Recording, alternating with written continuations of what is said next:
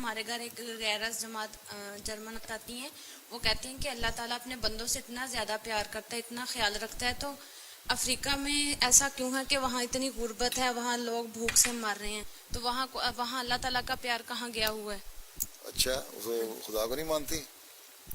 ضرور وہ یہی بات کر رہی تھی کہ اللہ تعالیٰ اپنے بندوں سے اتنا پیار ٹھیک کرتا ہے, ہے. تو اللہ تعالیٰ نے 2 قانون بنائے ہوئے ہیں. ایک قانون قدرت ہے, قانون شریعت ہے. اللہ تعالیٰ کا پیار بھی ہے, اللہ تعالیٰ کی رحمت بھی ہے. ٹھیک ہے.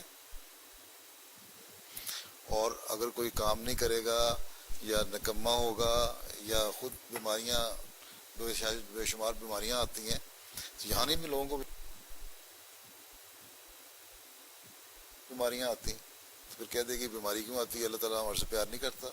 لوگ فوت کیوں ہوتے ہیں, پیار نہیں کرتا. لوگ طوفانوں میں ہریکین آتے ہیں, امریکہ میں زلزلے آتے ہیں, دنیا میں اس سے مرتے ہیں لوگ, اللہ تعالیٰ پیار نہیں کرتا.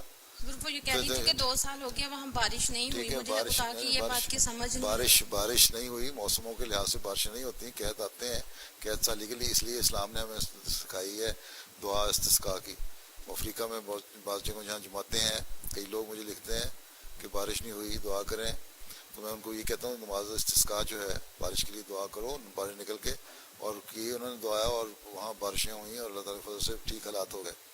تو کچھ تو بارشیں نہ ہونے کی وجہ ہے, لیکن کچھ ان کے اپنے قصور بھی ہیں کہ کام نہیں کرتے, نکمے بھی بیٹھے رہتے ہیں, صرف دوسروں کی قوموں کے سے مانگ کے کھانا ہے. اور اسی لیے اللہ تعالیٰ نے رحم کرتا ہے, اس لیے اپنے بندوں کو کہا کہ جو میری صفت ہے رحم کی, وہ تم لوگوں کو بھی اپنانی چاہیے. اس لیے اللہ تعالیٰ نے فرمایا کہ صدقہ اور خیرات کرو, غریبوں کا خیال رکھو.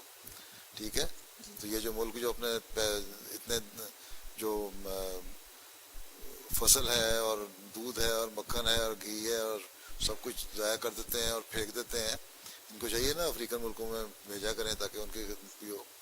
تو قانون قدرت کے تحت آتے ہیں, قحط سالیاں بھی آتی ہیں, بعض ابتلا ہوتے ہیں, لیکن اگر اس میں کوئی مر رہے ہوتے ہیں تو اللہ تعالیٰ نے اگر یہاں ابتلا میں ڈالا ہے کسی کو, اصل زندگی تو مرنے کے بعد کی ہے, تو وہاں اصل رحم تو وہاں ہوتا ہے اللہ تعالیٰ کا.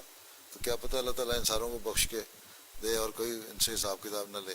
یہ اللہ تعالیٰ کا رحم ہی ہے نا کہ اللہ تعالیٰ بخش دے اور وہاں رکھے. ہم تو اسی بات پہ یقین رکھتے ہیں کہ آخری زندگی اصل زندگی ہے. جب وہ زندگی اصل زندگی ہے تو اللہ تعالیٰ کی رحم اور بخشش ان کو وہاں اپنا اعلیٰ نظارہ دکھا دے گی. جزاک اللہ.